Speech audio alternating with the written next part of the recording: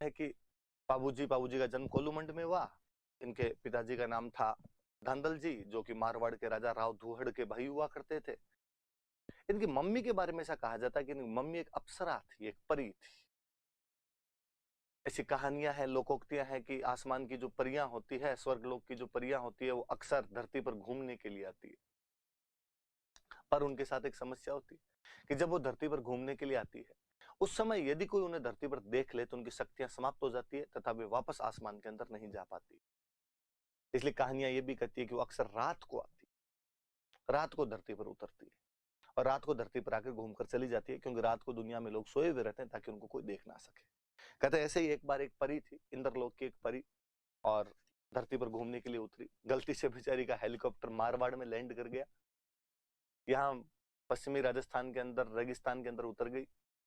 गर्मी पड़े भयंकर वाली, और परी को लगा यार आज तो गलत जगह पे आ गए। वो जहां उतरी थी वहां पास में एक तालाब था। उसे लगा कि क्यों ना तालाब के अंदर स्नान कर लिया जाए, और तालाब में स्नान कर लेंगे, थोड़ी गर्मी दूर जाएगी। वो तालाब में स्नान करने लगे। कहते हैं उस दिन जो धूहड़ जी सॉरी धांधल जी जो थे, धूहड़ जी के छोटे भाई जो थे धांधल जी, वो वहां से रात्रि में अपना घोड़ा लेके कहीं से जा रहे थे। वो चूंकि वहीं के निवासी थे तो उनको पता था कि यहाँ पर पास के अंदर ही तालाब है। उनको लगा यार घोड़े को पानी पिला लिया जाए, घोड़ा पानी पी ले अपना यहाँ पे। वो घोड़े को पानी पिलाने के लिए लेके जा रहे थे, और जैसे वो तालाब के नजदीक पहुंचे और क्या देखते हैं कि तालाब के अंदर एक परी स्नान कर रही है। बंदा जहां था वहां का वहां स्टेच्यू होकर रह गया। उस परी ने थोड़ी देर के अंदर नोटिस किया कि कोई आदमी उसको लगातार घूर रहा है, टकटकी लगाकर उसकी तरफ देख रहा है। उसकी नजर पड़ी, एक व्यक्ति घोड़ा लिए हुए लगातार उसी को देखता जा रहा था। परी ने कहा कि मिस्टर तुम जो कोई हो पर धांधली कर रहे हो, इस प्रकार किसी नहाती हुई महिला को नहीं देखना चाहिए, और मैं तो परी और हूँ। मेरे को यदि कोई देख लेता है तो मेरी शक्तियां समाप्त हो जाती है और मैं वापस नहीं जा पाती हूँ। अब मैं वापस कैसे जाऊंगी? धांधल जी ने कहा कि किसने कहा है वापस जाना है? धांधल जी ने लगभग घुटनों के बल बैठते हुए कहा कि विल यू मैरी मी? उस परी ने कहा और मेरे पास कोई इलाज भी नहीं है, मैं तुमसे शादी करने के लिए तैयार हूं, पर मेरी दो शर्तें हैं। धांधल जी ने कहा बताओ। कि एक तो मेरे लिए अलग महल बना के देना पड़ेगा, मैं तुम्हारे साथ तुम्हारी बाकी रानियों के साथ महलों में नहीं रहूंगी। धांधल जी ने कहा पक्का, तेरा महल सेपरेट। एक उस महल में मेरी बिना आज्ञा के कोई भी नहीं आएगा, जो भी आएगा मेरी आज्ञा लेकर आएगा। धांधल जी ने कहा पक्का। उसने कहा आप भी बिना आज्ञा के उसके अंदर नहीं आ सकते। धांधल जी ने कहा ठीक है कोई बात नहीं। परी के लिए अलग महल बना दिया गया। परी उसके अंदर रहती, धांधल जी भी जाते उसमें तो पूछ के जाते, और कोई भी जाता तो विदाउट परमिशन एंट्री नहीं हुआ करती थी वहां पर। समय बीता और उस परी के एक बेटा हुआ, जिस बेटे का नाम रखा गया पाबू। कहते पाबू जी बहुत सुंदर थे, अपने लोक देवताओं में सबसे सुंदर कोई लोक देवता था पाबू जी। मम्मी पे चले गए होंगे, परी पे चले गए होंगे, मुझे लगता है धांधल जी पे चले जाते तो क्या ही सुंदर होते। मारवाड़ का मिनक तो दिल का डाकी एकदम होता होगा। पर पाबू जी उस टाइप के रणबीर कपूर थे, परी के बेटे थे। एक दिन धांधल जी को बाकी दोस्तों ने किसी ने धांधल जी को कह दिया कि यार ऐसे क्या आदमी, हर बात में लुगाई से पूछ पूछ के आ जाऊं क्या चला जाऊंगा, तुम्हारा घर है यार, जब इच्छा हो तब जाओ, जब इच्छा हो तब आओ वापस। और धांधल जी उस दिन बिना उस परी की परमिशन लिए डायरेक्ट घर के अंदर चले गए। और जब वो घर में घुसते हैं तो वो देखते हैं कि वहां पर परी तो थी नहीं, वहां पर तो एक शेरनी बैठी बैठी पाबू को दूध पिला रही है और उसे खिला रही है। अरे ये क्या कोतक है। शेरनी की नजर जैसे ही धांधल जी पे पड़ी, शेरनी वापस परी बनी, और परी ने कहा कि बस इसी दिन के लिए मना किया था, और मैंने कहा था कि मत आना, क्योंकि मेरे में ये शक्तियां हैं कि जब मैं अकेली होती हूँ तो अपना रूप परिवर्तन करती हूँ। अब तूने कॉन्ट्रैक्ट तोड़ दिया, अब मैं यहाँ नहीं रहूंगी, अब मैं वापस जाऊंगी। धांधल जी ने खूब हाथ जोड़े कि गलती होगी, धूड़ खाई काली गाय हूं तेरी। पर उसने कहा नहीं, अब मैं यहाँ एक सेकंड भी नहीं रुक सकती, अब तो मुझे वापस जाना ही है। ये बच्चा तुम रखो।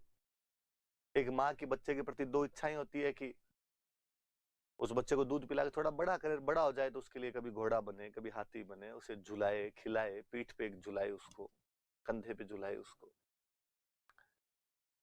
पर अब चूंकि मैंने दूध पी के बड़ा तो कर दिया, पर इतना बड़ा भी नहीं हुआ कि पीठ पे झुलाती, अब तुम रखो इसको। कहते हो परी तो चली गई। धांधल जी के एक और रानी हुआ करते थे कमला दी, जिन्होंने बाबू का पालन पोषण किया बाद में। बाबू जी बड़े हुए बेहद सुंदर राजकुमार थे। अमरकोट की राजकुमारी फूलम दे के साथ, आपके सामने नाम लिखा हुआ है, फूलम दे के साथ बाबू जी की सगाई हुई। अमरकोट के राजा सूरजमल सोढ़ा की राजकुमारी थी फूलम दे। कई जगह कहानियों में किताबों में अपने नाम सुप्यार दे भी आता है। वैसे फूलम दे नाम था, आप तो फूलम दे याद रखें। मुझे याद आता है हम जब पढ़ा करते थे, दिलीप सर राजस्थान जी के पढ़ाया करते थे, तो सर ने कहा कि बाबू जी की पत्नी का नाम फूलम दे था। कोई स्टूडेंट खड़ा हुआ, उसने खड़ा होकर कहा सर पर मैंने एक किताब में सुप्यार दे भी पढ़ा।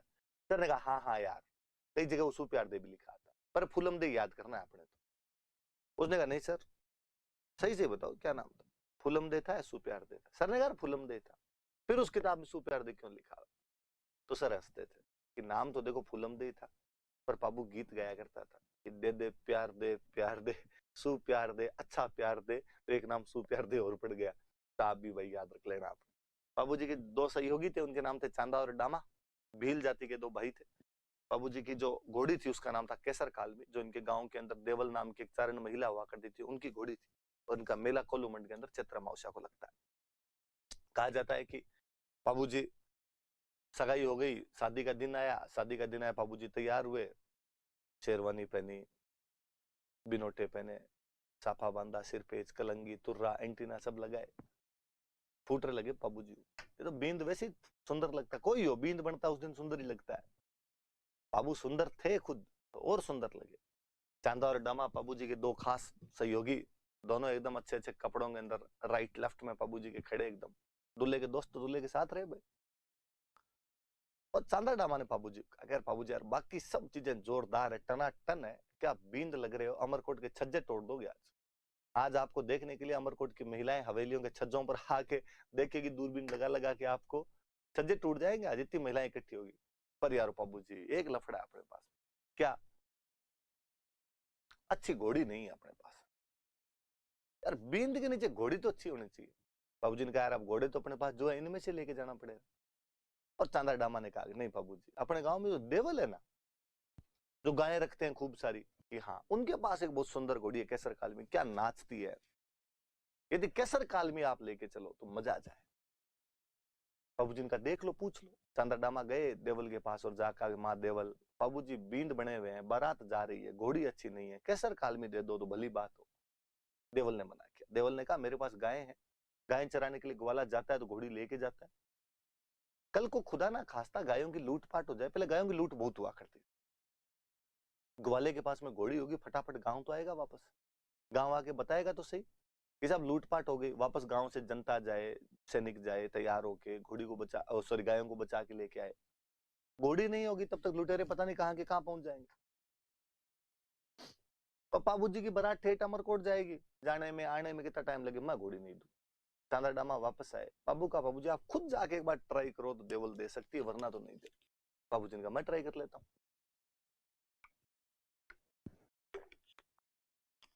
बाबू जी गए, बाबू जी ने जाकर आगे देवल ऐसे मत करो, मारवाड़ की इज्जत का सवाल है, अपनी बारात फूटरी लगनी चाहिए। देवल ने कहा बाबू मना कौन करे, राजकुमार को तो मना घोड़ी के लिए किस बात कर किया जा सकता है, समस्या मैंने बता दी वो है। बाबू ने कहा माँ देवल मैं आपको वचन देता हूँ कि यदि आपकी गायों की लूटपाट हो जाए तो आप तो एक मैसेज मेरे को कर देना, मैं आऊंगा जिस हालत में उस हालत में आऊंगा और आपकी गायें बचा के लाऊंगा। यदि बीच रास्ते में समाचार मिला तो हम तो अमरकोट जाएंगे नहीं, रास्ते से वापस आ जाएंगे। अमरकोट चले गए, तोरण मार रहा वार पता चला तो तोरण मारता बीच में आऊंगा, फेरे बैठा हुआ तो फेरों में बैठा बीच में आऊंगा, स्नान करता हुआ स्नान करता बीच में आऊंगा, खाना खाता हुआ तो खाना खाता बीच में आऊंगा। आपकी गायों की रक्षा जिम्मेदारी मेरी है, वचन दे रहा हूं मैं आपको। और देवल ने कहते हैं कि घोड़ी देती। बाबूजी केसर कालमी लेके गए, वाकई बाबूजी क्या केसर कालमी पे फूटने लगे। अमरकोट में उन्होंने रिकॉर्ड तोड़ दिए थे उस दिन, दूर दूर तक यूं गांव के पुरुष महिलाएं देखने के लिए बाबूजी को जुटे। अमरकोट वाले सोडे तो इस बात से जल भुन गए थे कि यार इतनी क्या तारीफ, जितनी तारीफ दुल्हे की उतनी तारीफ घोड़ी की। कहानियां कहती है अपने की, अमरकोट वाले सोडो ने कहा कि ऐसी क्या घोड़ी की तारीफ कर रहे हो, हमारे घोड़े से दौड़ करवा के देख लो। बाबूजी ने कहा यार ये बात तो मत बोलो, हमारी घोड़ी इतने किलोमीटर चला के तुम्हारे घोड़े फ्रेश है, 2 दिन रुको फिर करवा लेना दौड़। उनका बस डर गए। बाबूजी ने कहा लाओ देखे। बाबूजी केसर कालमी पे बैठे, उनका साड़ा दूसरे घोड़े पर बैठा, दौड़ करवाई, केसर कालमी जीती। केसर कालमी की और चर्चे। अमरकोट वाला सोडो ने कहा यार अपमान का बदला तो लेना पड़ेगा इसका। बाबूजी तोरण मारने के लिए गए, तोरण बहुत ऊंचा बांधा। अब देखते हैं बाबूजी तोरण कैसे मारेंगे। इसमें हिंदी का मुहावरा है, तोरण मारना मतलब शक्ति प्रदर्शन करना।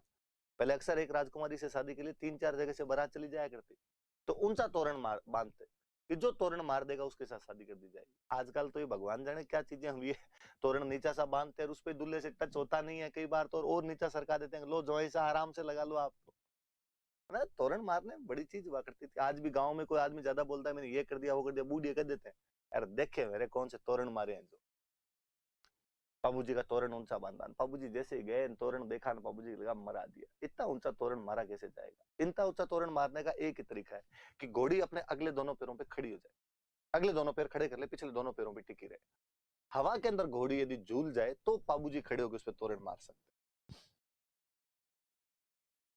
अमरकोट वाले खड़े खड़े हंसेगा, अब बता, बड़ी चर्चा कर रहे थे कैसर कालमी है कैसर कालमी है, घोड़ी पूरी खड़ी हो नहीं, खड़ी नहीं हो तब तक तोरण लगे। बाबूजी केसर कालमी पे हाथ फेरते हैं, और हाथ फेरते हुए जैसे उसको कहते हैं कि मत ना दीजिए केसर थारो मारो पोत, कि केसर आज तेरा और मेरा पोत मत दे देना, भेद मत दे देना, बेइज्जती मत करवा देना, मत ना लजाए आज राठौड़ा री जातड़ी, आज राठौड़ों की जाति को तू लज्जित मत कर देना, आज केसर कैसे न कैसे करके इज्जत बचा। तो ढोल बजा रहा होता लड़का, उसको बाबूजी फिर कहते हैं कि ढोली रा छोरा तू तो मदरो ढोल बजा, धीमा धीमा ढोल बजा, कोई ढोल रे धमाके मारे केसर घोड़ी नाच सी, तुम्हारे ढोल के धमाके से मेरी केसर नाचेगी। उसने धीमा धीमा ढोल बजाया, केसर नाचनी शुरू हुई, नाचती केसर का अचानक बाबूजी ने लगाम खींची और केसर अपने अगले दोनों पैर हवा के अंदर लहरा देती है। लहराती नहीं है, अपने दोनों पैर अमरकोट के गढ़ के कंगूरे पे टेकती है वो। बाबूजी आराम से तलवार टच करते हैं तोरण के, घोड़ी जब पैर नीचे उतार रही होती है तो कंगूरे की ईंटें साथ मिलाती है। इस बार बाबूजी मुस्कुराते हुए नीचे उतरे। कहानी का बड़ा जो रोमांच है, कहानी कहती है कि यह दृश्य देखकर फुलमदे की सहेलियां जल भुन गई थी, और फुलमदे की सहेलियों को लगा कि काश ये हमारा होता। जब फुलमदे को ये समाचार मिले तो फुलमदे की छाती चौड़ी हो गई थी, तो मेरे वाला सरदार ये बाहर इतने बड़े बड़े कांड कर रहा है। अंदर गए बाबूजी, फेरों के अंदर बैठे, 3 फेरे लिए थे अभी तक बाबूजी ने। इतने में देवल जिनकी वो घोड़ी थी, बाल बिखेरे हुए, गालियां निकालती हुई वहीं फेरों के बीच में आ गई। मंगते मैंने पहले ही कहा था तेरे को घोड़ी मत लेके जा, मेरी गायों की लूट हो गई। तुमने कहा था ना वचन देता हूँ गायों की लूट हो जाएगी तो बचाने के लिए आऊंगा, बेटा फेरे ले रहा है यहाँ पे, चल अब गाय बचा देखे मेरी। मुझे पता है वचन देने सरल है, निभाने बहुत कठिन हो जाते हैं। तुम्हारे यहाँ ब्याह करने हैं, गोठे उड़ानी है, तुम्हें बीननी लेके जानी है, देवल की गायें कौन बचाए। पाबू ने कहा धीरज धरो माँ देवल, वचन दिए पाबू ने तो पाबू गाय बचाएगा। रघुकुल रीत सदा चली आई, प्राण जाए पर वचन ना जाए। कौन ले गया तुम्हारी गाय? जायल का राजा जींद्राव खिंची ले गया। कौन ले गया? जायल का राजा जींद्राव खिंची मेरी गाय ले गया। बाबूजी अपने ससुराल वालों को हाथ जोड़कर माफी मांगते हैं, माफ किया जाए, वचनों में बंधा हुआ व्यक्ति हूं, देवल की गायों को बचाना प्रथम कर्तव्य है। फूलमदे की तरफ हाथ जोड़कर माफी मांगते हैं कि फूलमदे जिंदा रहे तो वापस आएंगे, वरना गायों की रक्षा करनी तो पहले ज्यादा जरूरी है। बाबूजी वहां से विदा लेते हैं।